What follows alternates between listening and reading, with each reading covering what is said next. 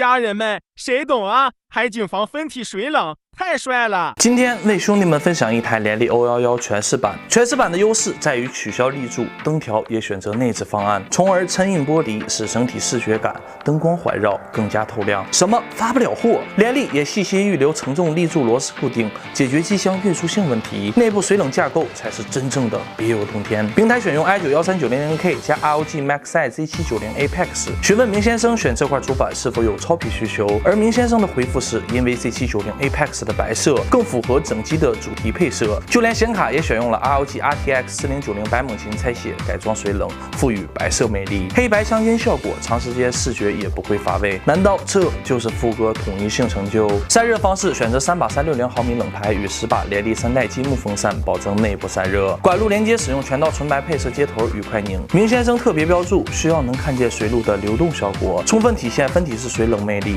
这根本不是问题。BRO 团队定制颇有质感的透亮雾化水道板，无需 ARGB 灯条，可根据背部风扇硬拖柔和灯光提升颜值，也可以观看水路流动状态。添置 EKWB 流速计与安装银色散热盔甲的 EKDDC 水泵，颜值与性能同时兼备，这就是私人定制。播放一首音乐来欣赏一下银白海景房与分体式水冷的颜值碰撞。